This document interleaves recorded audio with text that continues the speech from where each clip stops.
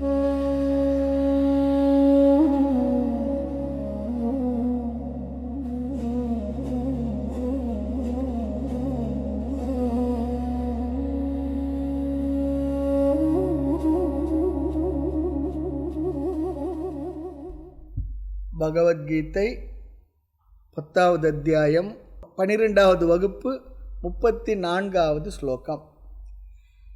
மிருத்யு சர்வரச்சாகம்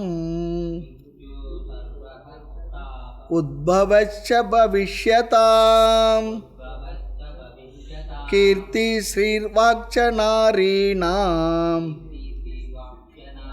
ஸ்மிருதிர் மேதா திருதிக்ஷமாம் மிருத்யு சர்வஹரச்சாகம் உத்பவச்ச பவிஷ்யதாம் கீர்த்தி ஸ்ரீர்வாக்ச நாரீணாம் ஸ்மிருதிர் மேதா திருதிக்ஷமாம். இதுவரை இந்த அத்தியாயத்தில் இந்த உலகத்தில் உள்ள மங்களமான பொருள்களாக நாம் கருதுகின்ற விஷயங்களெல்லாம் ஒவ்வொன்றாக வரிசையாக சொல்லி வந்தார். அதெல்லாம் நான் தான் என்றும் சொன்னார். இனி நாம் நினைக்கின்ற மங்களம் அல்லாத பொருள்கள், நாம் நினைப்பது இதெல்லாம் மங்களம், இது மங்களம் இல்லைன்னு நினைக்கிறது.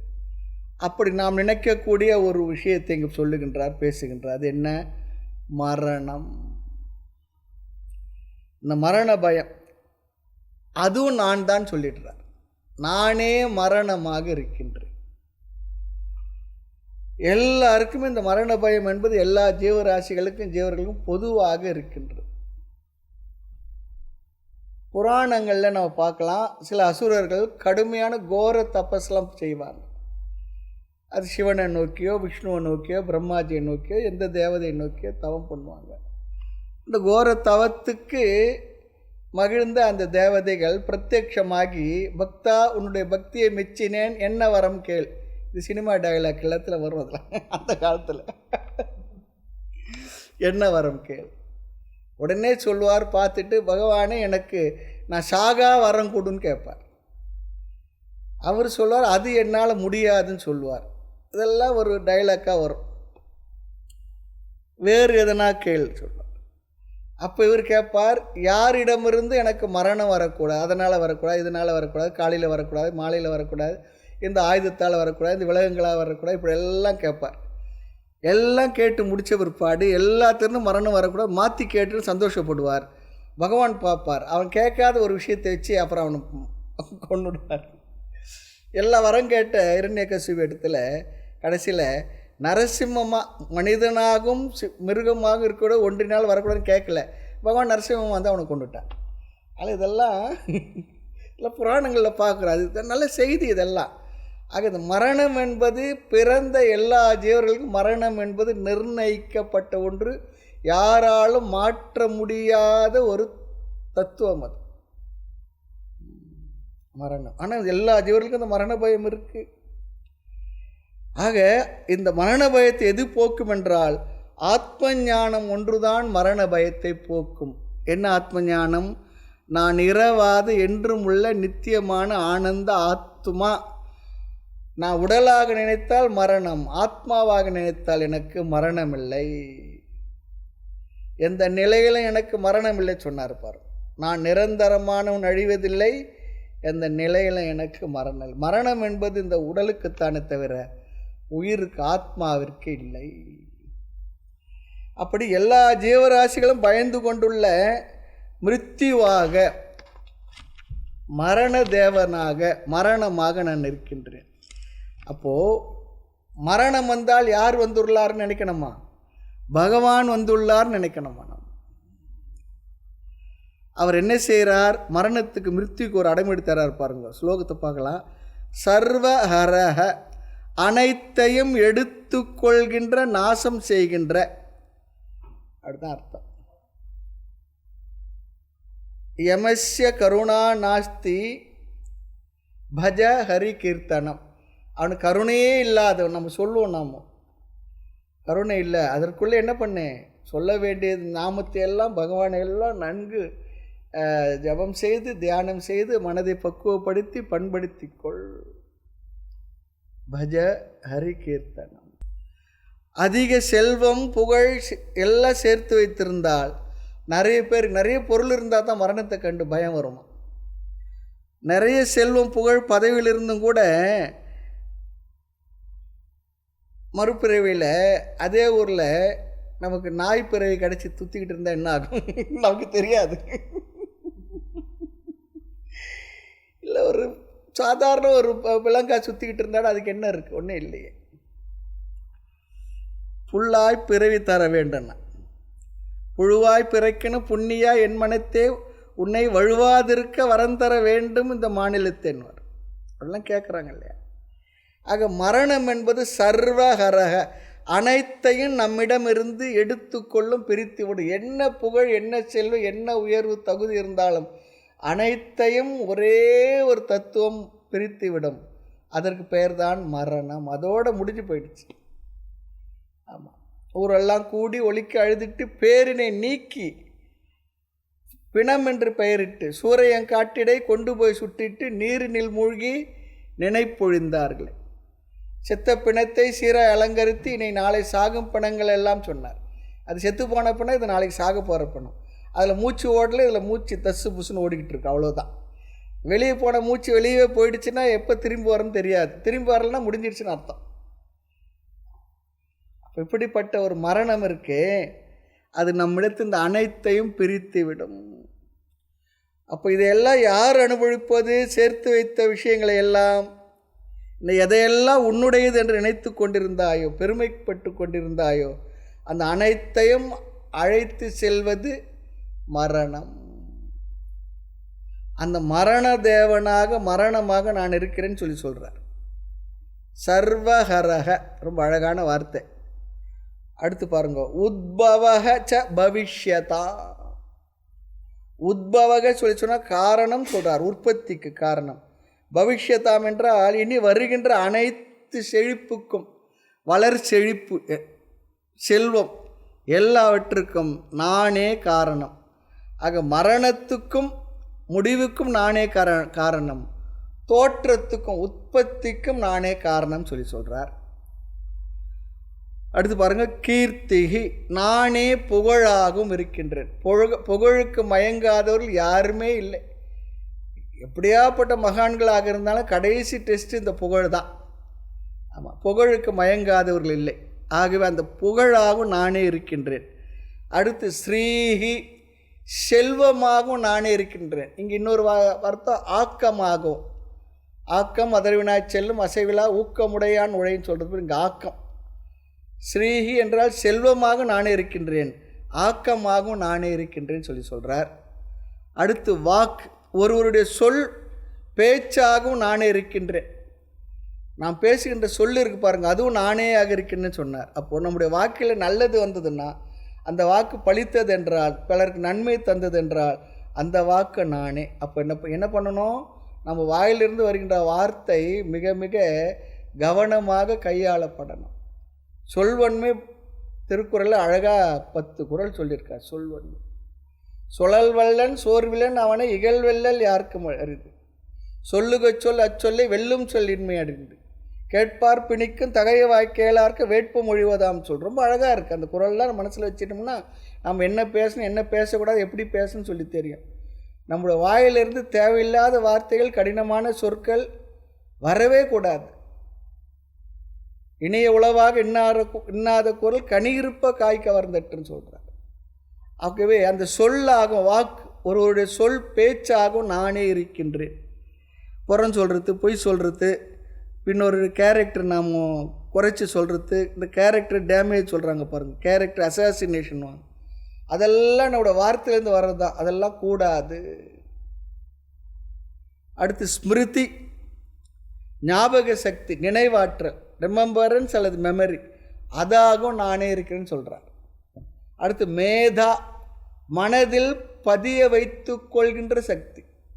மக்யம் மேதாம் பிரயச்சஸ் சொல்கிறோம் இல்லையா தட்சிணாமூர்த்தி ஸ்லோகத்தில், ஓம் நமோ பகவதே தட்சிணாமூர்த்தியே மக்யம், எனக்கு மேதாம், அந்த நினைவு சக்தி, நினைவாற்றல், அந்த மேதா மனதில் பதிய வைத்துக் கொள்கின்ற சக்தி. அடுத்து திருதி, உறுதி, துணிவு. க்ஷமா, க்ஷமா சொல்லி சொன்னால் பொறுமை. அந்த பொறுமையை நான் தான் சொல்கிறேன். பொறை சொல்லி சொல்கிறேன் அந்த பொறுமை. நாரினாம், இந்த இடத்துல நாரினாம் சொல்லி சொன்னால் பெண்களுக்குள் உள்ள செல்வம் என்ன? பெண்களுக்குள் உள்ள செல்வமே மென்மை, தாய்மை. அதாகவும் நானே இருக்கின்றேன். பெண்களுக்கு மென்மை தான் அவருடைய செல்வமே, அதான் சொல்கிறார். ஆண்களுக்குள் இருக்கின்ற ஆண்மையாகவும் நான் இருக்கின்றேன் சொல்கிறார். பெண்களுக்குள் இருக்கின்ற மென்மையாகவும் நானே இருக்கின்றேன், ஆண்களுக்குள் உள்ள ஆண்மையாகவும் நானே இருக்கின்றேன். ஆக அனைத்தையும் அழிக்கின்ற மரணமாக நான் இருக்கின்றேன், வளர்ச்செழிப்பாக நான் இருக்கின்றேன், ஸ்ரீயாகவும் நான் இருக்கேன், வாக்காகவும், க்ஷமா, திருதி, மேதா, ஸ்மிருதி இல்லையா, கீர்த்தி, இதெல்லாம் நானேன்னு சொல்கிறார். இதுக்கு வேற ஒரு அர்த்தம் சொல்கிறார். ஸ்ரீ என்பதற்கு ஆக்கம், வாக்கு என்பதற்கு சொல், ஸ்மிருதி என்பது நினைவு, மேதா என்றால் அறிவுன்னு சொல்லிடுறார், திருதி என்றால் துணிவு, க்ஷமா என்றால் பொறை, இதெல்லாம் நானே ஆக இருக்கின்றேன் என்று பகவான் சொல்லும் பொழுது நம்ம இடத்துல இதெல்லாம் இருந்ததுன்னா அப்போ யார் இருக்கார்? நம்ம இடத்துல பகவான் இருக்கிறார் சொல்லி அர்த்தம். அவ்வளோதான். அடுத்து 35வது ஸ்லோகம். பிருஹத் சாம ததா சாம்னாம் காயத்ரி சந்தசாமகம் மாஷாணாம் மார்கசீர்ஷோகம் ருதூனாம் குசுமாகரஹ. பிருஹத் சாம ததா சாம்னாம் காயத்ரி சந்தசாமகம் மாஷாணாம் மார்கசீர்ஷோகம் ருதூனாம் குசுமாகரஹ. ஸ்லோகத்தை பார்க்கலாம். பிருகத் சாம ததா சாம்னா. வேதத்தில், சாம வேதத்தில் சாமகானத்துடன் பாடப்பட்ட சாமவேத மந்திரங்களில் நான் சாம்னாம், சாம்னம் என்றால் பிருகத் சாம, அப்படி ஒரு மந்திரத்துக்கு பெயர் இருக்கின்றது. அற்புதமான உயர்ந்த ஒரு மந்திரம். அது ரொம்ப அழகாக சொல்லுவாங்க பெரியவங்க. அந்த பிருகத் சாமமாக நான் இருக்கின்றேன்னு சொல்கிறார். சாம வேதமாக இருக்குன்னு சொல்லியிருந்தார். அதிலேயே கூட விசேஷமான பிருகத் சாமம் என்ற மந்திரமாக நான் இருக்கின்றேன். அடுத்து பாருங்கள். காயத்ரி சந்தசாம் அகம். சந்தஸ் சொல்லி சொன்னால் செய்யுளை அமைக்கும் முறை, யாப்பிலக்கணம் சொல்கிறாங்க இல்லையா, அதுபோல் அதில் காயத்ரி சந்தஸாக நான் இருக்கின்றேன். இது அடுத்து இந்த ஸ்லோகத்தை பார்த்து அந்த காயத்ரி சந்தஸை வந்து ஒரு விளக்கம் பார்ப்போம். மாஷானாம் மார்க சீர்ஷக, நான் மாதங்களில் மார்கழியாக இருக்கின்றேன்.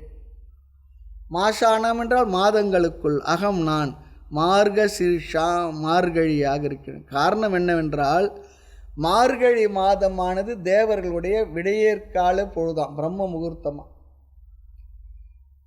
அதனால் அந்த மார்கழியில் காலையில் எந்திரிச்சு சாதாரண தண்ணியில் குளித்து அந்த பனியில் போகிறது, அடுத்து பகவானை வழிபடுவது, பூஜைக்குரியதாக வைத்திருப்பது விசேஷமான நாள். அதில் மார்கழினா பீட மாதம்லாம் இல்லை, பீடுடைய மாதம். ஆமாம், நிறைய பேர் பீட மாதம் பீட மாதம்னு சொல்கிறாங்க, நம்ம புரியறதில்லை. ஆக மார்கழி மாதம் புலனடக்கத்திற்கும் கடவுள் வழிபாடு அதுபோல் விஷயங்களோடு சேர்த்து இணைக்கப்பட்டுள்ள ஒரு அற்புதமான ஒரு மாதம். மாதங்களிலே சிறந்தது மார்கழி என்று நாம சொல்லலை, பகவான் சொல்கிறார். அது காரணம் என்னென்னா, மனிதர்களுடைய ஒரு வருடம் தேவர்களுடைய ஒரு நாள், அதுதான் கணக்கு சொல்கிறான். மனுஷர்களுடைய ஒரு வருடம் தேவர்களுக்கு ஒரு நாள். அதில் தை மாதம் இருக்கே, தை முதல் உத்தராயண புண்ணிய காலம் சொல்லுவாங்க. அவர்களுக்கு பகல் நேரம் அந்த 6 மாதம் அது பகல் காலம். அடுத்து ஆடி முதல் தட்சிணாயன புண்ணிய காலம் சொல்கிறோம் பாருங்க, அது அந்த காலத்தில் மார்கழி மாதமானது நிறைவு மாதம். அப்போ விடிய கால பொழுதான். ஒரு நாளினுடைய பகல் காலம் 6 மாதம், இரவு கால 6 மாதம்னா விடிய கால பொழுது இருக்குது. அது என்னென்னா மார்கழி மாதம். ஆகவே அந்த காலை முகூர்த்தம் பிரம்ம முகூர்த்தம் விசேஷமானதுன்னு சொல்லி சொல்கிறாங்க. அப்படிப்பட்ட மார்கழியாக நான் இருக்கின்றேன். பழைய சினிமா பாட்டு கூட இருக்கு, மாதங்களில் நான் மார்கழி, மலர்களில் நான் மல்லிகை. மதுரை மல்லி விசேஷம் தான், நம்மூர் மல்லி. அடுத்து பார்க்குற ருத்துனாம் குசுமாகரக. ருத்து சொல்லி சொன்னால் காலங்கள். அந்த பருவங்களில் காலங்களில் நான் குசுமாகரக சொன்ன வசந்த காலமாக இருக்கின்றேன். ஏன் வசந்த காலம் என்கின்றார்கள் என்றால் அதிக மழை, அதிக வெயில், அதிக குளிர் எல்லாம் நமக்கு கஷ்டம். மிதமாக இருந்தால் நன்கு இருக்கும். ஆகவே வசந்த காலம். அப்படி இல்லாத ஒரு காலம் வசந்த காலம்.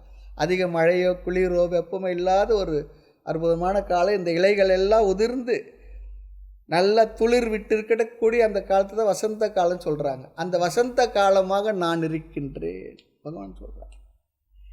கிளைமேட் எக்ஸ்ட்ரீமாக இருந்துன்னா நம்மை பாதுகாக்க அதிக காலம் தேவைப்படும்.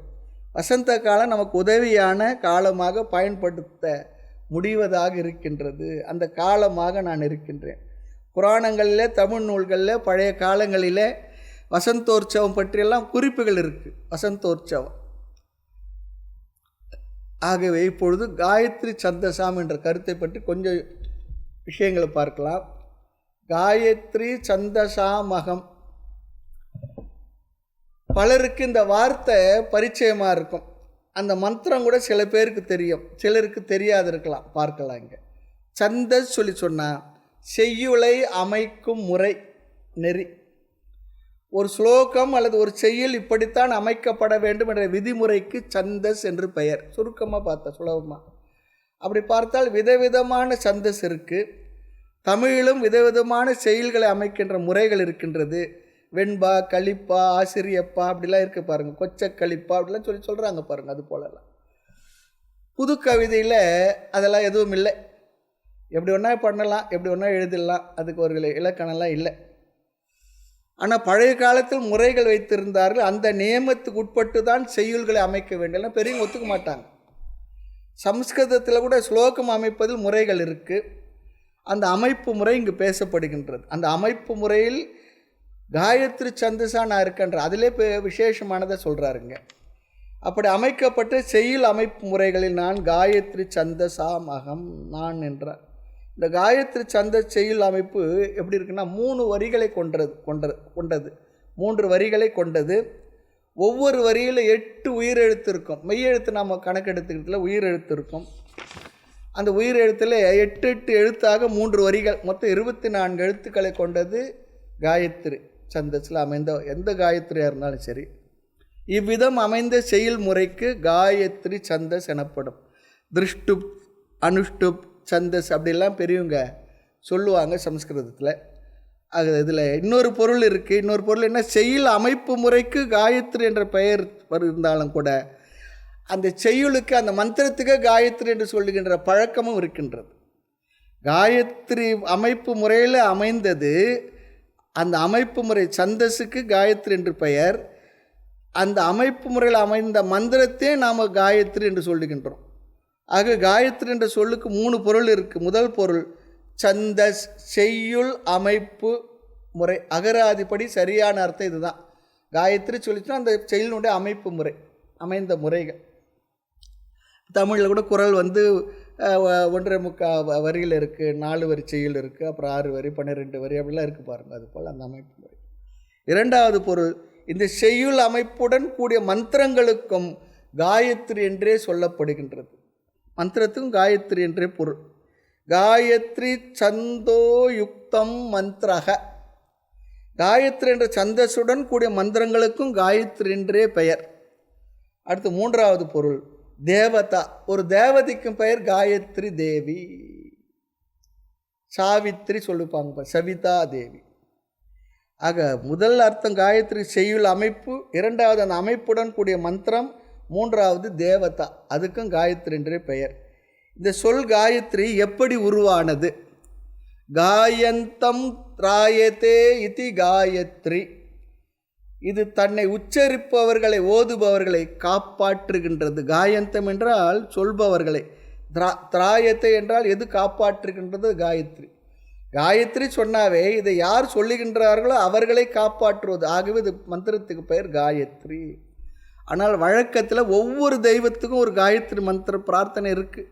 தேவி காயத்ரி, எல்லா பேருக்கும் எல்லா தெய்வங்களுக்கும் காயத்ரி இப்போ நம்ம உருவாக்கியிருக்காங்க. ஆக காயத்ரி சந்தஸில் அவைகள் அமைந்துள்ளது சொல்லி அர்த்தம் அந்த இடத்துல. ஆனால் இவை எல்லாவற்றையும் விட சூரிய காயத்ரி தான் மிக பிரசித்தம். அதை சாவித்ரி மந்திரம் என்று சொல்லுவார்கள். அது சாவித்ரி என்றும் அழைக்கப்படுகின்றது. சவிதா சொல்லி சொன்னால் சூரியன், சூரியனோடு சம்பந்தப்பட்ட சூரிய தேவனை குறித்த காயத்ரி மந்திரம்தான் இன்று நம்மிடத்திலே விசேஷமாக பிரசித்தமாக பல பேரால், பல கோடி மக்களால், பல லட்சக்கணக்கான வருடங்களாக ஜபம் செய்யப்பட்டு கொண்டு வருகின்ற ஒரு அற்புதமான மந்திரம். மிக அழகான மந்திரம். இதன் பொருளை நாம் பார்க்கலாம். சாவித்ரி மந்திரம் அல்லது காயத்ரி மந்திரம் 2 கோணத்தில் இதில் பொருள் சொல்லுவாங்க. இது பொதுவாக சாதாரண பிரார்த்தனையாக ஒரு பொருள் இருக்கின்றது, அதுதான் இங்கே பிரசித்தம். இரண்டாவது, இதை வேதாந்த பரமாகவும் ஜீவபிரம ஐக்கியமும் இந்த பிரார்த்தனையில் வருவதாக 2 கோணத்தில் இந்த காயத்ரி மந்திரத்துக்கு நாம் அர்த்தத்தை பார்க்க போகின்றோம். வேதத்தினுடைய கர்மகாண்ட பகுதியில் அல்லது ஆரம்ப காலத்தில் காயத்ரி ஜபம் என்பது நித்திய கர்மாவில் மன தூய்மைக்காக மந்திர ஜபமாக சொல்லப்பட்டுள்ளது. சித்த சுத்தியர்த்தம் காயத்ரி ஜபம் செய்யப்படுகின்றது. சில சமயம் பிராயச்சித்தமாகவும் இந்த மந்திரமானது ஜபிக்கப்படுகின்றது. தவறு செய்துவிட்டால் அதற்கு பிராயச்சித்தமாகவும் காயத்ரியை ஜபிப்பது உண்டு. வீடுகளெல்லாம் எதனா பிள்ளைங்கள்லாம் எதனா தப்பு பேசிடுச்சு, தப்பு செய்தால் உட்கார் 108 காயத்ரி சொல்லுன்னு சொல்லுவாங்க. அப்படி இது பயன்படுத்தப்படுகின்றது. பொதுவாக சுத்திக்காக, மன தூய்மைக்காக காயத்ரி ஜபம் செய்யப்படும். மனதில் உள்ள குற்ற உணர்வு நீங்குவதற்கும் காயத்ரி ஜபம் செய்யப்படும். தெரியாமல் செய்த தவறுக்கு தான் பிராயச்சித்தமே தவிர தெரிந்தே செய்த தவறுக்கு பிராயச்சித்தம் இல்லை. ஞாபகம் வச்சுக்கணும். செய்துட்டு போய் எனக்கு பாவ மன்னிப்பு கொடுன்னா அதெல்லாம் அது நம்ம ஏமாத்துகிறது. ஆமாம். ஆக ஒவ்வொரு வரியிலும் 8 உயிரெழுத்து இருக்கும். ஓம் என்பது இதில் முதலாவதாக வரும். இதில் முதல் வருவது ஓம், அதற்கு பிறகு வருவது பூஹு புவக சுவக. ஓம் பூர்புவ ஸ்வக. இது முதல் வருகின்ற ஒரு வார்த்தை. இது காயத்ரி மந்திரத்தில். ஓமுக்கு அடுத்து வருகின்ற பூஹு புவக சுவக என்பதை வியாகுருதின்னு சொல்லுவாங்க. வியாகுருதின்னா என்ன அர்த்தம் சொன்னால், இந்த சிருஷ்டியுடைய துவக்கத்தில் பிரம்மதேவர் தன்னுடைய வாயினால் உச்சரித்த முதல் சப்தத்துக்கு பெயர் தான் வியாகிருதி. இதெல்லாம் உபநிஷத்தில் பார்த்துருப்போம். இந்த இடத்துல ஏன் சொல்கிறேன்னா, இங்கேயும் நாம் தெரிஞ்சுக்கோம் பகவான் ஏன் நான் காயத்ரி சந்தஸும் சொன்னார்னா சும்மா சொல்லிட்டு போயிடலாம். இருந்தாலும் எதனால் பகவான் சொன்னார், இப்போ காயத்ரி சந்தஸ் அந்த மந்திரத்தினுடைய விசேஷம் என்ன தெரிஞ்சுக்கணும் இல்லையா? ஆக பிரம்மாஜியினால் முதலில் எழுப்பப்பட்ட சப்தத்துக்கு பெயர் வியாகிருதி. அந்த வியாகிருதி என்ன? பூஹு புவக சுவக. இது எங்கே வருது? காயத்ரி மந்திரத்துக்கு பதில் எடுத்த உடனே ஓம் பூர் புவ ஸ்வக. இது வியாகிருதி. பிரம்மாவால் தோற்றுவிக்கப்பட்ட முதலான மங்களகரமான சொற்கள் இவை சப்தங்கள். பிறகு இந்த சொற்கள் எல்லாம் ஒரு லோகத்தை குறிப்பதற்காக பயன்படுத்துகிற இந்த சொற்களை முதல்ல பார்ப்போம். பூஹு சொன்னால் பூலோகம் அப்படின்னா என்ன? நாம் வசிக்கின்ற இந்த உலகம். புவக என்றால் புவர் லோகம், கீழ் உலகம், இந்த உலகத்துக்கு கீழ் இருப்பது. சுவக என்றால் மேல் உலகம், சொர்க்கலோகம் சொல்கிறாங்க பாருங்கள், அது போல் மேல் உலகம். ஆக பூஹு புவக சுவக என்பது பிரணவத்துக்கு அடுத்து காயத்ரிக்கு முன் சேர்க்கப்படுகின்ற சொற்கள். பிரணவம் என்பது பிரணவத்தை தொடர்ந்து என்ன? வியாகுருதி என்கின்ற பூர் புவக சுவக. நம்ம அந்த காயத்ரி மந்திரத்தை அமைப்பு முறை நாம் பார்க்கின்றோம். வேறு இடத்துலாம் சொல்லியிருக்கதா தெரியாது, நாம் இந்த இடத்த பார்க்கின்றோம். அதை தொடர்ந்து வருவது தான் காயத்ரி மந்திரம். என்ன? தத்சவி துர்வரேண்யம். ஓம் பூர்புவ ஸ்வக தத்சவி துர்வரேண்யம் தது சவிது வரேண்யம். ஆமாம். இரண்டாவது வரி பாருங்கோ. பர்கோ தேவஸ்ய தீமகி. பர்கோ தேவஸ்ய தீமகி. மூணாவது வரி தியோயோ ந பிரச்சோதயா. இப்படி 3 வரிகளாக அமைந்துள்ள அற்புதமான ஒரு மந்திரம் இது. இதை உச்சரிக்கும் பொழுது எப்படி உச்சரிக்கணும்? 5 இடத்துல நிறுத்தி உச்சரிக்கணுமா. வந்தே பாரத் போல் வேகமாக உச்சரிச்சிடக்கூடாது. அதனால தான் சொல்லுவாங்க பஞ்ச அவசானா காயத்ரி. 5 இடத்துல நிறுத்தி சொல்லணும், ஃபுல் ஸ்டாப் இருக்கணும். பஞ்ச அவசானன்னா ஒரே மூச்சில் சொல்லிவிடக்கூடாது. ஆமாம், ஜபிக்கும்போது 5 இடத்துல இடைவெளி விட்டு சொல்லணும்.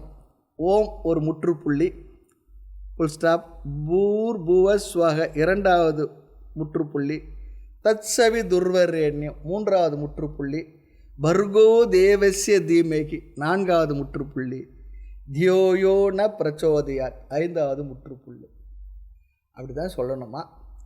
வேகமாக அவசரமாக ஏக அவசானமாக சொல்லக்கூடாது.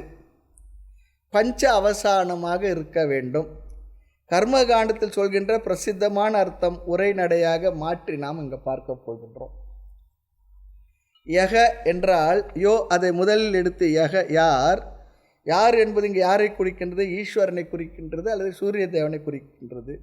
எந்த சூரிய தேவன்? யக என்றால் எந்த சூரிய தேவன். நக எங்களுடைய, தியோ திய அப்படி சொன்னால் அறிவை. யார் எங்களுடைய அறிவை பிரச்சோதயாத் தூண்டுகின்றாரோ, தருகின்றாரோ, பாதுகாக்கின்றாரோ. இங்கே அர்த்தம் என்ன? அறிவுக்கு அறிவாய் யார் ஒருவர் இருக்கின்றாரோ. ஒரு வார்த்தையை நம்ம சேர்த்துக்கணும்.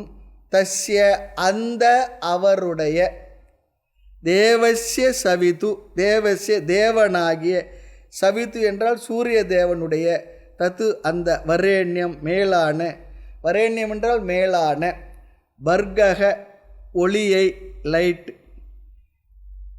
அது பர்கோ என்பது பர்க என்று நாம் பார்க்கின்றோம். அடுத்து தீமகி தியானிப்போமாக வணங்குவோமாக. ஓம் பூர்புவ ஸ்வக தத்சவிதுர்வரேண்யம் பர்கோ தேவஸ்ய தீமகி தியோயோ ந பிரச்சோதயா. இதெல்லாம் சேர்த்து படித்தா நமக்கு என்ன கிடைக்கும்? யார் எங்களுடைய அறிவை தூண்டுகின்றாரோ அந்த சூரிய தேவனுடைய அந்த மேலான ஒளியை தியானிப்போமாக. இதற்கு மேலே ஒரு பெஸ்ட்டு ப்ரேயர் இருக்க முடியாது, யாரும் சொல்ல முடியாதுன்னு சொல்லுவாங்க. யார் நம் அறிவை தூண்டுகிறாரோ அந்த சுடற்கடவுளின் மேலான ஒளியை தியானிப்போமாக. மேலான சைத்தன்ய ரூபமான ஒளி ரூபமாக இருக்கின்ற யார்? சூரிய தேவன். அவரை வணங்குகின்றேன் என்று கூட சொல்லலை. அந்த சூரிய தேவனுடைய மேலான ஒளியை நாங்கள் தியானிக்கின்றோம். சொல்கிறன்றது கூட இல்லை, தியானிக்கின்ற மனசில் அப்படியே வைத்து. காரணம், நாம் எங்கேயாவது போகணும்னு சொன்னால் பாதை முக்கியம். பாதையை விட முக்கியம் என்ன? வெளிச்சம் முக்கியம். அதனால தான் பாருங்கள், காரில் இரவில் என்ன பண்ணுறோம்? லைட் இல்லைன்னா பாதையை காட்டாது, பாதை இல்லைன்னா நம்ம ஓட்ட முடியாது. ஆகவே எல்லோருடைய பயணத்துக்கும் பாதையும் வெளிச்சப்படி முக்கியமோ அதுபோல் எல்லா மனிதர்களுடைய வாழ்க்கைக்கும் அறிவு மிக மிக முக்கியம். அறிவில்லாத வாழ்ந்துட்டு போயிடக்கூடாது. நமக்கு அறிவு ரொம்ப முக்கியம். அல்லது சூரியனுடைய ஒளி முக்கியம் போல நமக்கு அறிவும் முக்கியம். ஆக இங்கும் அறிவின் துணை கொண்டு தான் வாழ்க்கை என்ற பயணத்தை நாம் செய்ய முடியும். நிறைய பேர் அறிவில்லாதே வாழ்ந்துட்டு போயிடலான்னு நினைக்கிறாங்க. அப்படிலாம் இல்லை. ஆனால் எல்லாருக்குமே அறிவு இருக்குது. அறிவில்லாமல் யாரும் இல்லை. அவரவர்களுக்கு உள்ள அளவிற்கு அவரவர்களுக்கு அறிவு இருக்குது. இந்த நேட்டிவ் நாலேஜெலாம் சொல்கிறாங்க பாருங்க. அதுக்காக பெரிய விஞ்ஞானியாக இருக்கணுன்ற அர்த்தமெல்லாம் இல்லை. அவரவர்களுக்கு ஒரு அறிவு இருக்குது. ஆக அந்த அறிவை தூண்டுபவருக்கு நமஸ்காரம் என்று சொல்லி அறிவை பிரார்த்தனை செய்கின்றார். இதை அன்றாட ஒரு சாதாரண பிரார்த்தனையாக செய்து வருவது வழக்கத்தில் இருக்குது. இனி இதுவரை நாம் சாதாரணமாக ஒரு அர்த்தம், பிரசித்தமான அர்த்தத்தை பார்த்தோம். இனி வேதாந்தத்துடைய அர்த்தத்தை பார்ப்போம். தத்து என்றால் சத்து என்று ஒரு பொருள் இருக்கின்றது, இருத்தல் என்ற ஒன்று இருக்கின்றது. பர்கக என்றால் ஒளி, சித்து சைத்தன்யம். வரேண்யம் என்றால் மேலான, உயர்ந்த, சூப்பர்லேட்டிவ் டிகிரி. எது எல்லோராலும் மேலானதாக நாடப்படுகின்றதோ, எது உலகத்தை யார் எல்லாம் எதை நாடுகின்றார்கள், தேடுகின்றார்கள்?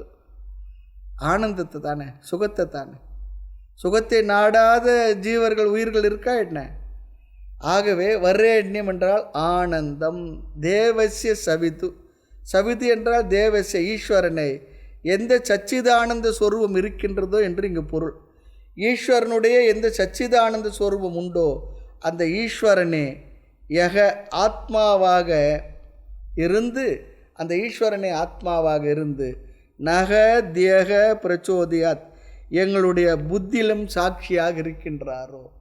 எந்த ஒரு பொருள் ஆனந்தமாக இருக்கின்றதோ, எந்த ஒரு பொருள் என்னுடைய புத்தியிலும் சாட்சியாக அறிவாக சித்தாக இருக்கின்றதோ அந்த சைத்தன்யத்தை நக நாங்கள் தீமகி, இங்கே தீமகின்னா தியானிக்கின்றோம் சொல்லி வந்தாலும் இங்கே நிதித்தியாசனம் செய்கின்றோம். அந்த சாட்சி ரூபமான அந்த சைத்தன்யத்தை எங்கும் இருக்கின்ற இருத்தலோடு இருக்கக்கூடிய அந்த ஈஸ்வரனை இறைவனை நாங்கள் நிதித்தியாசனம் செய்கின்றோன்னு என்ன அர்த்தம்? நிதித்தியாசம் சொல்லி சொன்னால் அந்த ஆத்மாவாக நானாக உள்ளதை நானே அந்த என்றும் உள்ள ஆத்மா என்று மனதில் மீண்டும் மீண்டும் நினைப்பது, ஆட்டோ சஜஷன், அதுதான் நிதித்தியாசனம் சொல்லி சொல்கிறோம். இப்படி வேதாந்த பரமாக இந்த மந்திரத்துக்கு அர்த்தத்தை நாம் பார்க்கலாம். ஆக அந்த சச்சிதானந்த ஸ்வரூபமே, ஈஸ்வரனுடைய பிரம்மஸ்வரூபமே நக எங்களுக்கு புத்திக்குள் சாட்சியாக இருந்து கொண்டிருக்கின்றது. யக என்றால் எந்த ஒன்று சச்சிதானந்த ஸ்வரூபமோ, எந்த ஒன்று சச்சிதானந்த ஸ்வரூபமாக ஈஸ்வரனிடம் இருக்கின்றதோ அந்த சச்சிதானந்த ஸ்வரூபமே எங்களுடைய புத்திக்கும் சாட்சியாக விளங்கி கொண்டிருக்கின்றது. ஆக இந்த வகையிலும் ஜீவபிரம்ம ஐக்கியத்தை விளக்க இந்த மந்திரத்தை நாம் பயன்படுத்தலாம். ஆனால் இது பிரசித்தமாக வெளியில் யாரும் சொல்கிறதில்லை. முதல் சொன்ன கருத்து தான் எல்லாருமே அதை சொல்லி அதைத்தான் நினைத்து விளக்கம் சொல்லி கொண்டு வருகின்றோம். அடுத்து 36வது ஸ்லோகம். தியூதம் சலயதாமஸ்மி தேஜஸ்தேஜஸ்வினாமகம் ஜயோஸ்மி விவசாயோஸ்மி சத்வம் சத்வவதாமகம் தியூதம் சலயதாமஸ்மி தேஜஸ்தேஜஸ்வினாமகம் ஜயோஸ்மி விவசாயோஸ்மி சத்வம் சத்வவதாமகம். ஸ்லோகத்தை பார்க்கலாம். தியூதம் சலயதாமஸ்மி.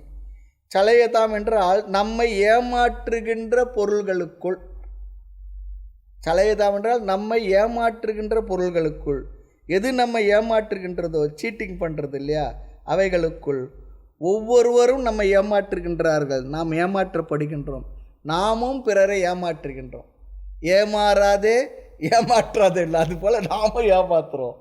மற்றவங்களை நம்மை ஏமாற்றுகின்றால் நாமும் ஏமாறுகின்றோம்.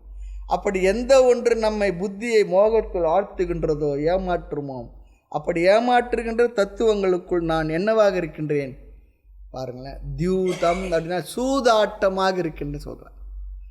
அஸ்மி இருக்கின்றேன். ஒரு துயரத்தில் தன்னை ஆழ்த்தி கொண்டு அழ வேண்டும் என்றால் அவனுக்கு என்னவாகுமா? புத்தி கெட்டுடுமா. முதல் புத்தி கெடுமா சொல்லுவாங்க பெரியவங்க. முதல்ல புத்தி தான் கெட்டும். புத்தி கெட்டால் என்ன பண்ணால் சூதாடுவான். ஆக யானை வரும் பின்னே மணி ஓசை வரும் முன்னே போல் நம்முடைய அழிவு வரும் பின்னே சூதாட்டம் வரும் முன்னே, புத்தி கெட்டு போக முன்னே. ஆமாம், புத்தி கெட்டுருவார். எதில் சென்று தன்னை அழித்து கொள்வான். தியூதம் சூதாட்டம் சொல்லி சொன்னார். அந்த காலத்தில் பகடை என்று சொல்லுவார்கள், பகடை வைத்து ஆடுவார்கள். இந்த கிளப்புங்கள்லாம் போய் ஆடுவாங்க. இந்த ஜென்டில்மேனெல்லாம் மேல்தட்டு மக்கள்லாம் என்ன, காஸ்மோபாலிட்டன் கிளப்பு, அந்த கிளப்பு, இந்த கிளப்பு, அதெல்லாம் போயிட்டு அதில் கிளப்புன்னு பேர் வச்சுட்டு போயிட்டாங்க, விளையாட்டு வருவாங்க. ஏதோ ஒரு விதத்தில் அவர்கள் அதில் தன்னை இழந்து விடுகின்றார்கள். எதில் ஒருவன் தன்னை இழந்து விடுவானோ அதுவாகவே நான் இருக்கின்றேன். இப்போது இதை நாம் என்ன சொல்கிறோன்னா, பகவான் தன்னை சூதாட்டமாக இருக்கிறேன்னு சொல்லிட்டார். ஆக நான் சூதாடினா பகவான் ஒருத்தர் சூதாடுறேன் எப்படிலாம் அவன் எடுத்துக்கலாமே. பகவான் சொல்லிட்டார், அப்போ நான் சூதாடுறது என்ன தப்பு, நான் பகவான் ஒருத்தர் விளையாடுறேன்னு சொல்கிறான். அதில் என்ன தவறுன்னு சொல்லி கேட்கக்கூடாது. நான் அப்படி ஆடினா என்ன தவறுன்னு கேட்கக்கூடாது. ஒருடைய பாவம் வெளிப்பட்டு துயரத்தை அடைய வேண்டுமென்றால் அவன் இந்த நிலையை அடைந்து விடுவான். எல்லாம் பகவானுடைய அவதாரம் தான். ஆனால் ஒவ்வொரு அவதாரமும் எதை நோக்கி சென்று கொண்டிருக்கின்றது என்று நாம் பார்க்கணுமே. இந்த இடத்துல சூதாட்டம் என்பது பாவத்தினுடைய விளைவு. ஆமாம், பாவத்தினுடைய விளைவு மரணம்னா அப்படிலாம் இல்லை, பாவத்தினுடைய விளைவு சூதாட்டம்ட்டாருங்க. ஆகவே பகவான் இந்த இடத்துல அழகாக சொல்லியிருக்கார். இதுக்கு ஒரு பெரிய நல்ல ஒரு அற்புதமான உதாரணம் மகாபாரதத்தில் தர்மனே விழுந்து போனான். தர்மன் அதை தவிர்த்து இருக்கலாம். விதி என்ன ஆயிடுச்சுன்னா, சில பேர் விதின்னு சொல்லுவாங்க, இல்லை சத்திரியர்களுக்கு ஒரு நியமம் உண்டான். யாராவது இன்னொரு ராஜா சத்திரியன் என்னோட சூதாட்டம் ஆடுறதுக்கு வாங்க, பகடை விளையாட்டு வாங்கன்னு சொன்னால் இவன் தவிர்க்கக்கூடாதான், விளையாட போகணும், அப்படி ஒரு நியமம் சொல்கிறாங்க. ஆனால் அதில் தன்னையே இழந்து விட்டார்கள். ஆனால் இன்னொன்று இருக்குது, மாட்டுன்னு சொல்லலாம், ஆனால் தர்மருக்கு அதில் ஒரு ருச்சி இருந்ததுதான், அதனால் விளையாடினார் சொல்லுவாங்க. அதுவும் இருக்க, இல்லைன்னா விளையாடுவோமா என்ன, அவருக்கு அதில் ஒரு ருச்சி இருந்தது. நிறைய பேர்கிட்ட எல்லா விதமான உணர்வுகள் இருக்குது. அது வாய்ப்பு கிடைச்சினா என்ன ஆகுதுன்னா வெளிப்பட்டுடுது. அதுலேயும் ஜாகிரதையாக இருக்கிறது தான் பெரிய விஷயம். புலனடக்கம், மனவடக்கம், அதெல்லாம் வேண்டாம். ஞானியை பற்றி சொல்லும் பகவான் சொல்லுவார், நித்திய வைரினா வரும்போதே தெரிஞ்சிடுவான் அவர், ஏண்டாரா நமக்கு எதிரி வரான், நம்ம என்னென்னா வந்து நம்மளை புறாண்டன பிற்பாடு தான் நமக்கு தெரியும். அடடா மாட்டிட்டவன். இதில் பாருங்கள், துரியோதன் ராஜா, அதில் ஒரு விஷயம் இருக்குது. அவனே ஆடி இருக்கணும், தர்மராஜாவை கூப்பிட்டு இருந்தான். விதுரர் சொல்லி தான் அழைச்சிட்டு இருந்தார். விதுரர் முதல் போக மாட்டேன்னார், அவருக்கு தெரியும் அது என்னென்ன நடக்க போகிறது, ஃபோர் சைட் பண்ணார். இருந்தாலும் அவர் தான் அனுப்புகிறாங்க, யார் அனுப்புனா அவங்க வருவாங்களோ அவங்க அனுப்புனாங்க. அது சிலதெல்லாம் சொல்லி தான் இருக்கார். இந்த அரக்கு மாளிகை கட்டும்போது கூட ஒரு சூசகமாக ஒரு வார்த்தை சொன்னார். காட்டில் இருக்க எலி இருக்கே, அதுக்கு தீயினால் பாதிப்பு எதுவும் ஏற்படாதுன்னா, ஏன்னா வலைக்குள்ளே ஓடிடும். அது போல் என்ன, அதில் எல்லாத்தையும் சொல்லி வச்சுட்டார்.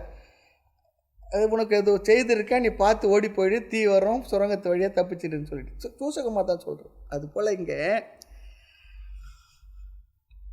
அவன் தனக்கு பதிலாக என்ன பண்ணிட்டான்னா, விளையாடும்பொழுது சகுனியை விளையாடுன்னு சொல்லி சொன்னான். எப்போ சகுனியை விளையாட வைக்கிறேன்னு சொல்லி சொன்னான்னா, அப்போ தர்மர் என்ன பண்ணியிருக்கணும், சுதாரிச்சு நான் கிருஷ்ணரை விளையாட வைக்கிறேன்னா விஷயமே வேறையாக இருந்திருக்கும். இல்லையா? அது இன்னொன்று என்னென்னா, சகுனி காந்தார தேசத்தை சேர்ந்த அவர்களும் 100 பேர் தானா. அவர்களுக்கு ஒரு துயரத்தை குடும்பமாக அழிக்கிறதுக்கு காரணம் அஸ்தினாபுரத்து ராஜாக்கள் இருந்திருக்காங்க.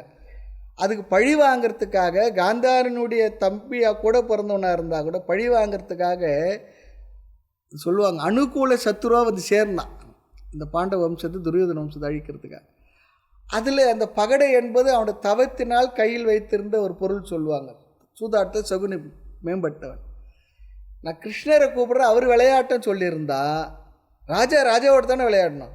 அவன் சகுனி அனுப்பின என்ன பண்ணான், நான் கிருஷ்ணரை கூப்பிடுன்னு சொல்லியிருக்கணும் சொல்லுவாங்க. பகவான் காத்துக்கிட்டு தான் இருந்தாரான், தன்னை கூப்பிடுவானான்னு சொல்லி நினச்சி கூப்பிடல. அந்த இடத்த எது தடுத்ததுன்னா அதுதான்.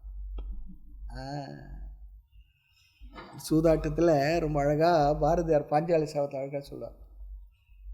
தாயம் உருட்டலானான் அங்கு சகுனி வென்று விட்டான்னு சொல்லுவார். ஒரு தினம் கேட்டதெல்லாம் கிடைச்சது, சொன்னதெல்லாம் போட்டான்.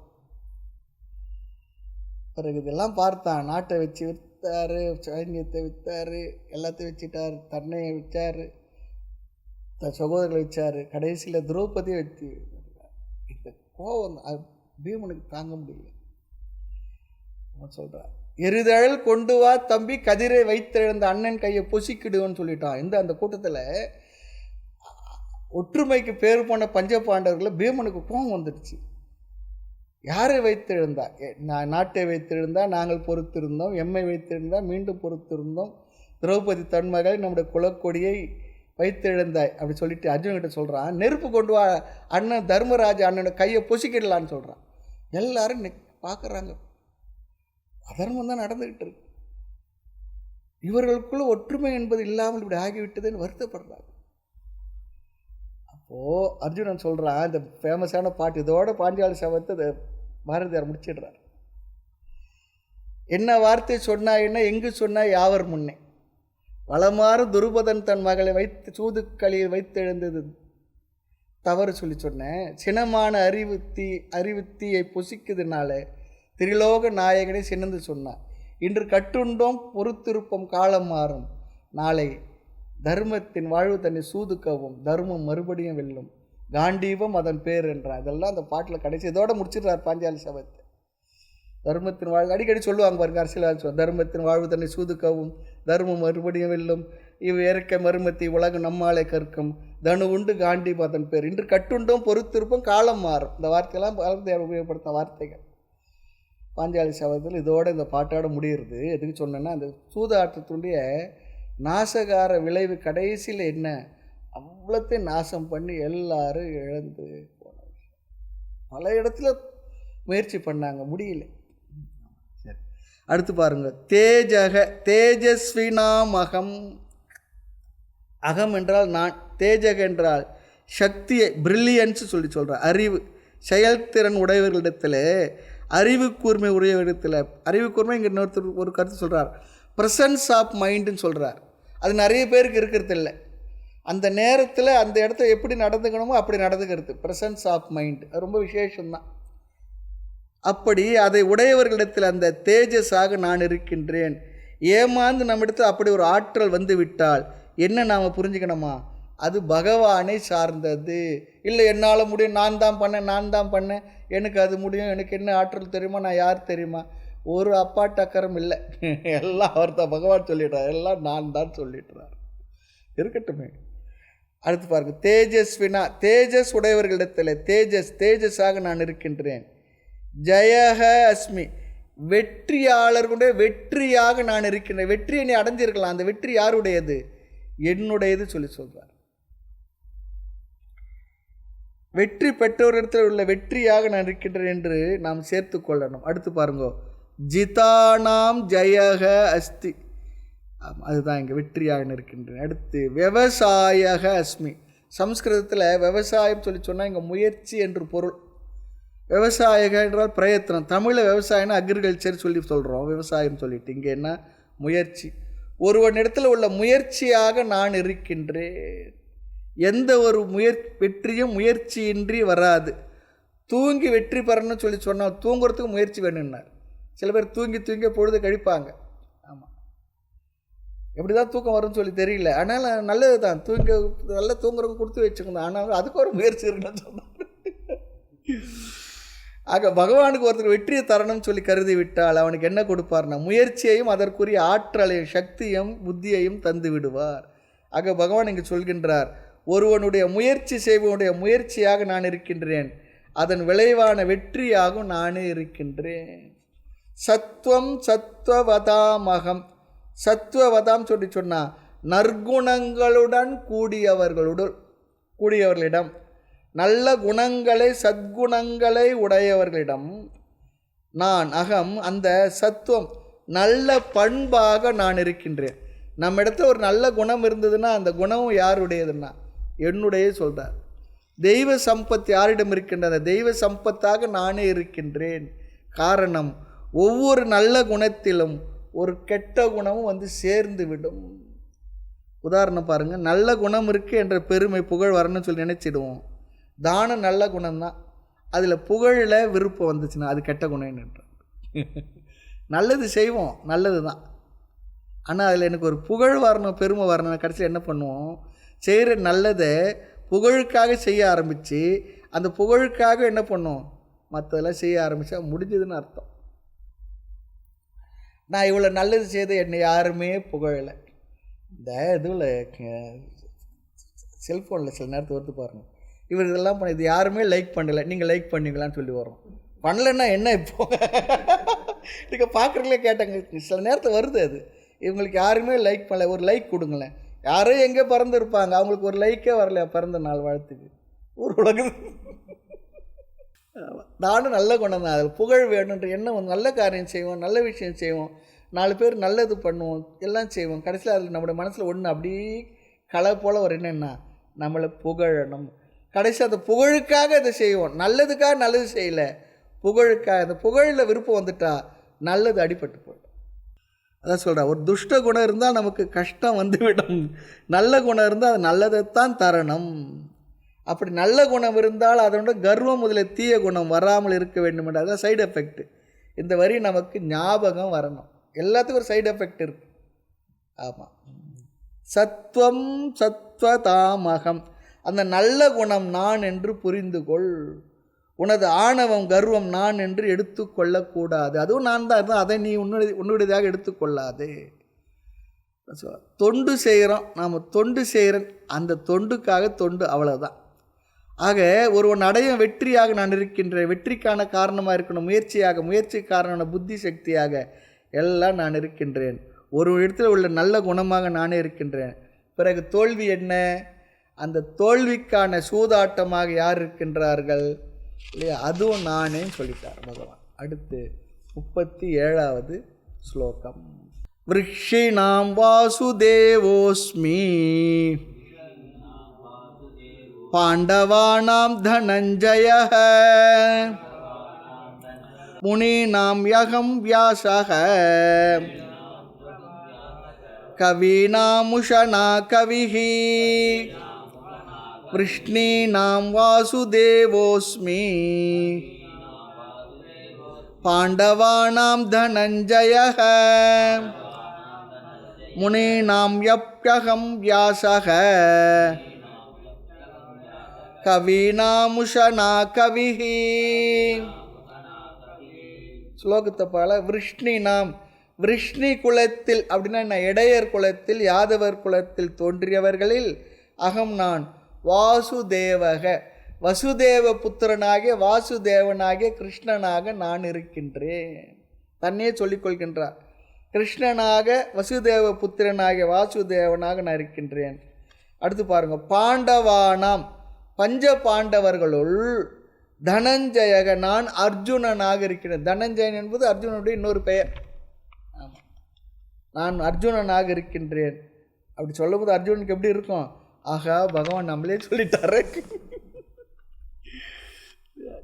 ஒரு கால் தர்மனாக இருக்கிறேன்னு சொல்லிட்டு இருந்தான்னு வச்சுக்கோமே, என்ன ஆகும்? இங்கே ஏன் அர்ஜுனனை சொல்கிறார்? அதுக்கு ஒரு விளக்கம் சொல்கிறாங்க. முகஸ்துதிக்காக சொல்கிறாருன்னா இல்லை, அவனை முகஸ்துதி பண்ணி பகவானுக்கு ஆக வேண்டியது ஒன்றும் இல்லை. பின் எதற்காக சொன்னால் அர்ஜுனன் தான் பகவான் செய்கின்ற உபதேசத்துக்கு தகுதியான பக்குவத்தை பெற்றிருந்தான், தகுதி பெற்றவனாக இருந்தான். அதனால் அவனுடைய பேரை பகவான் சொன்னார் சொல்கிறார். ஆகவே இங்கே அர்ஜுனன் பெருமைப்படுத்தப்படுகின்றான். காரணம், பகவத்கீதை வேதாந்தம் கேட்க ஒரு விதமான மனநிலை வேண்டும். அந்த மனநிலை இல்லாதவர்களிடத்தில் வேதாந்தம் சொன்னால் அதற்கு மேல் அவருக்கு டார்ச்சரை நம்ம கொடுக்க முடியாது. நாம் அடிக்கடி சொல்லுவோம், பகவத்கீதை கிளாஸ் கூட பரவாயில்ல, நீங்கள் யாரையோ ஒருத்தர் பழி வாங்க உங்களுக்கு முடியல, அவரை பழி வாங்கன்னு நினைக்கிறீங்கன்னா ஒன்றும் பண்ண வேண்டாம். நல்லதாக சொல்லி ஒரு உபநிஷத் வகுப்பில் இல்லை பிரம்மசூத்திர கிளாஸில் ஒரு 50-60 பேர் இருக்கிற இடத்துல முன்னாடியே அழைச்சிட்டு வந்து நடுவில் ஒரு சீட்டில், அவர் அப்படியே இப்படி எந்திரிச்சு போகாத நடுவில் ஒரு சீட்டில் உட்கார வச்சு நீங்களும் பக்கத்தில் உட்காந்துடணும். அதை விட அவருக்கு டார்ச்சர் வேறு எதுவும் இருக்கு. அந்த 1 மணி நேரம் அவர் ஒரு வழியா இப்படி பார்ப்பார், என்ன பண்ணுறது தெரியலையா. ஆக விருப்பமுடையவர்களுக்கு அதற்கு மேலே சந்தோஷம் நல்லதை நான் தர முடியாது. ஆகவே அந்த பக்குவமான மனநிலை அடைந்த அர்ஜுனன், அந்த அர்ஜுனனாக நானே இருக்கின்றேன். ஆக ஆசிரியர்களுக்குள் குருமார்களுக்குள் நான் கிருஷ்ணனாக இருக்கின்றேன், மாணவர்களுக்குள் சிஷ்யர்களுக்குள் அர்ஜுனனாக இருக்கின்றேன் என்று அர்ஜுனனை பெருமைப்படுத்தி இங்கு பேசுகின்றார். இப்போ அர்ஜுனனுக்கு பெருமை காண்டீவத்தில் இல்லை, வேதாந்த தத்துவத்தை கேட்கின்ற மனநிலை பக்குவத்தில் தான் இருக்கின்றது. அர்ஜுனனுடைய பெருமையை காண்டீவன் சொல்லுவாங்க, அதில் இல்லை. நல்ல மாணவனாக இந்த உலகத்திலேயே ஜெகத்குரு சொன்னால் பகவானுக்கு சொல்கிறோம். அப்படிப்பட்ட உலகத்தில் உயர்ந்த உத்தமமான ஜெகத்குருவான பகவான் கிருஷ்ணர் அவருடைய உபதேசத்தை கேட்ட மாணவனாகிய சிஷியனாகிய அர்ஜுனன் எவ்வளோ உயர்ந்த தன்மை. பகவானிடத்தை நேரடியாக அந்த அமிர்தமயமான மரணத்தை வெல்லக்கூடிய அந்த ஆத்ம தத்துவத்தை நேரடியாக கேட்டார். அவருக்கு நேரடியாக பகவான்னு சொன்னார், அதுக்குரிய தகுதி இருந்தது. அதைத்தான் நாம் இன்றைக்கு வரை நம்ம வாழ்க்கையிலே எல்லோரும் படித்து கொண்டிருக்கின்றோம். அமிர்த வச்சனங்கள் அதெல்லாம், ஜீவனுள்ள வாக்கியங்கள் இதுதான் இன்றைக்கும் படிக்கிறோம். இதெல்லாம் இப்போ எவ்வளோ உயர்ந்த குரு, உயர்ந்த சிஷ்யன். ஆக அர்ஜுனுக்கு காண்டீபத்தில் பெருமை இல்லை, அவனுடைய கேட்கும் மனநிலையாகத்தான் பெருமை. முனீனாம்பியகம் வியாசக, முனிவர்களுள் நான் வியாசராக இருக்கின்றேன், வியாச பகவானாக இருக்கிறேன். இது எழுதுறது யார்? வியாசர் தான். அவருக்கு ஒரு சந்தோஷம். ஆமாம், அவர் குட் பாய்ன்னு சொல்லிட்டார், நல்ல பையன் சொல்லிட்டார். ஆக இந்த முனி சொல்லி சொன்னால் ஒரு விளக்கம் அவருக்கு, சின்ன சின்ன விளக்கம் தான், டைம் கிடைக்கும் போதெல்லாம் பார்த்துடணும். முனிவன் சொல்லி சொன்னால் மனனசீலக, முனி சொல்லி சொன்னால் எப்பொழுதும் மனனம் செய்து கொண்டிருப்பவன். எதை? ஆத்ம தத்துவத்தை மனதில் அதிகமாக சிந்தித்து கொண்டிருப்பவர். அப்படிப்பட்ட முனிவர்களுள் நான் வியாசன், வியாசக மனனசீலக, மனநாத் முனிகி. அடுத்து இரண்டாவதாக ஒரு அர்த்தம், மௌனாத் முனிகி, மௌனத்தை அடைந்தவர் முனி. அமைதி, மௌனத்தை அடைந்தவர் என்ன அர்த்தம்? அமைதியை அடைந்தவர்கள்.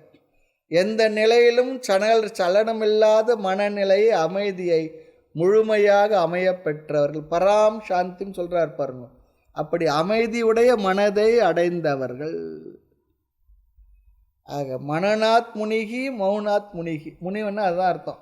நம்ம சினிமாலாம் வரப்போல் ஏதோ தாடி முடியெல்லாம் வச்சுக்கிட்டு கமண்டெல்லாம் கையில் வச்சுட்டு இந்த பிடி சாபன்னு கொடுக்குற அதெல்லாம் இல்லை.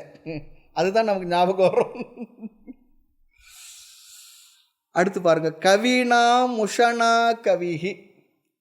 இங்கு கவி என்றால் சூக்ஷ்ம தர்ஷினாக, சூக்ஷ்மமான விஷயத்தை பார்ப்பவர்கள். தர்ஷிப்பவர்னா பார்ப்பவர்கள், பார்த்தவர்கள். அப்படி சூக்ஷ்மமான விஷயத்தை பார்ப்பவர்களுக்குள் நான் முஷனா கவிஹி. அப்படின்னா என்னென்னா, முஷனா சொல்லி சொன்னால் சுக்கராச்சாரியாராக நான் இருக்கேன்னு சொன்னார். சுக்கராச்சாரியர் யார்? பிருகஸ்பதி தேவர்களுடைய குரு, சுக்கராச்சாரியர் அசுரர்களுடைய குரு. ஆமாம், அப்படிப்பட்டவராக நான் இருக்கின்றேன் என்று சொல்லி இந்த ஸ்லோகத்தை நிறைவு செய்கின்றார். நாமும் மற்ற ஸ்லோகங்களை அடுத்த வகுப்பில் பார்ப்போம். மூர்த்தி எல்லாம் வாழி, எங்கள் மௌன குரு வாழி, அருள் வார்த்தை என்றும் வாழி, அன்பர் வாழி, பராபரமே. ஓம் பூர்ணமத பூர்ணமிதம் பூர்ணாத் பூர்ணமுதச்யதே பூர்ணஸ்ய பூர்ணமாதாய பூர்ணமேவாவசிஷ்யதே.